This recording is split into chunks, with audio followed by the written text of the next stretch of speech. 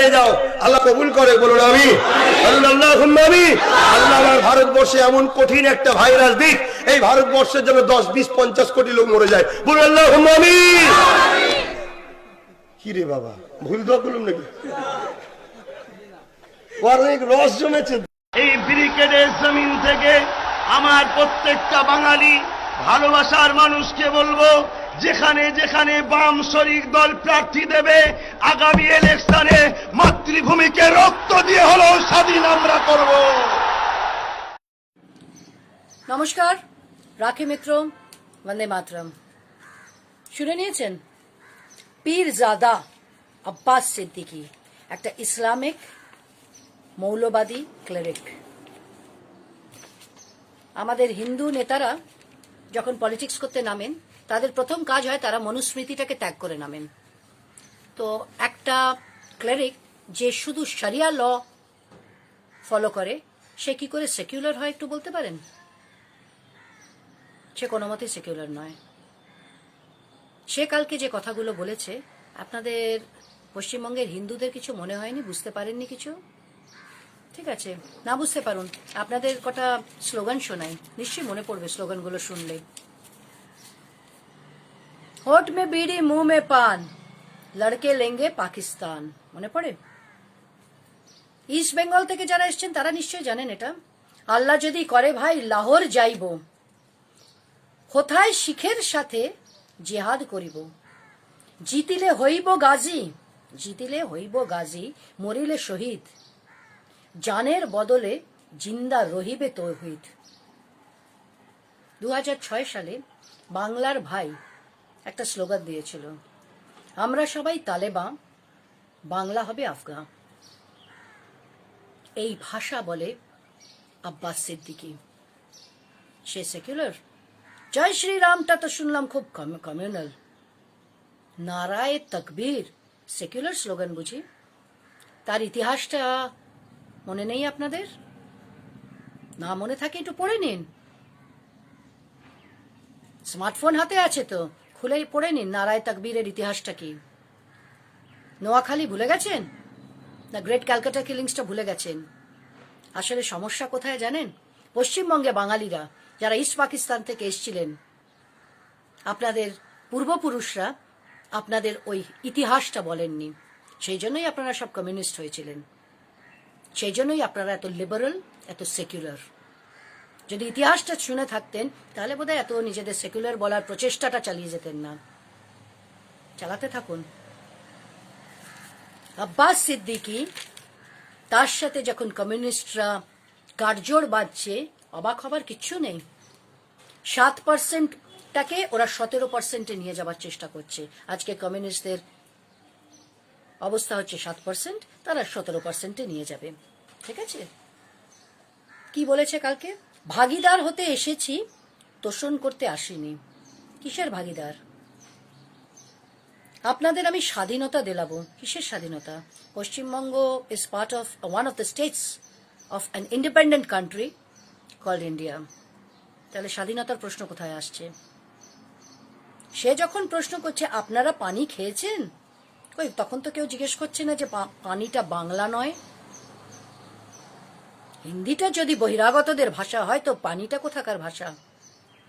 কালকে ওই লক্ষ লক্ষ যে কটা লোক জুটেছিল, আপনাদের দেখে মনে হয়নি ওই ফেজ টুপি পড়ার লোক একটাও সিপিএম এর নয়, একটাও কংগ্রেসের নয়?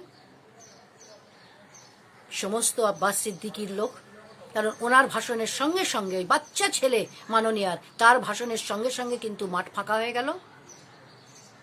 কমিউনিস্টদের জিজ্ঞেস করি, আপনাদের মনে হলো না ওইভাবে পা চাটছিলেন? ওর চাটুকারিতার একটা শেষ আছে। আপনারা যাই হোক না কেন, অধীর চৌধুরীকে অনেকে গুন্ডা বদমাইশ অনেক কিছু বলেন, কিন্তু উনি কিন্তু একটা বর্ষিয়ান নেতা কংগ্রেসের। কংগ্রেস 100 বছর পুরনো পার্টি। তাকে আপনারা থামিয়ে দিয়েছিলেন কিনা আব্বাস ভাই স্টেজে উঠেছেন কথা বলবেন, তারপর অধীর চৌধুরীকে নিয়ে বসিয়ে দেন সেকেন্ড রোতে। আর অধীর বাবু আর কংগ্রেসই। আপনাদের জিজ্ঞেস করছি, আপনাদের খারাপ লাগলো না? আপনি উঠে চলে আসতে পারলেন না? আপনার কি একটুও লজ্জা নেই? একটুও মান ইজ্জতের জ্ঞান নেই? বসে রইলেন আপনি ওখানে। সালেম বাবু আর আপনাদের আব্দুল মান্নান, তারা ওর সাথে গাঁটছড়া বাঁধছে বলে আপনার লজ্জা করলো না হিন্দু হয়ে? আপনার শুনতে ভালো লাগছিল যখন নারায়ে তাকবীর বলছিল? নিশ্চয়ই লাগছিল, কারণ কংগ্রেস পার্টির সমস্যা কি জানেন তো? ওদের 100 বছরের ইতিহাস আছে, কিন্তু ওদের কোনো ক্রেডিবিলিটি নেই। কেন নেই? 2011-তে ওদের জন্য টিএমসি ছিল খুব ভালো, সিপিএম ছিল খুব খারাপ। 2014-তে সবাই খারাপ, 2016-তে সিপিএম খুব ভালো, আবার 2019-এ গিয়ে সিপিএম হয়ে গেল খারাপ, আবার এখন 2021-এ সিপিএম এর সাথে তারা গাঁটজোড়া বাঁধছেন। আর সিপিএম হচ্ছে, মানে কংগ্রেসের অবস্থা বুঝুন, আর সিপিএম হচ্ছে সেই পার্টি যারা দলিত হিন্দুদের প্ল্যান ওয়েতে মারিচ ছাপিতে আপনারা প্ল্যান ওয়েতে তাদের রিমুভ করেছিলেন, শেষ করিয়ে দিয়েছিলেন আপনাদের পুলিশ ইউজ করে। আপনারা পুয়ারদের আপলিফটমেন্ট করার কথা বলেন, গরিব মানুষের পার্টি আপনারা। দলিত হিন্দুদের আপনারা ব্যবহার করেছিলেন নিজেদের ভোট ব্যাংক করার জন্য।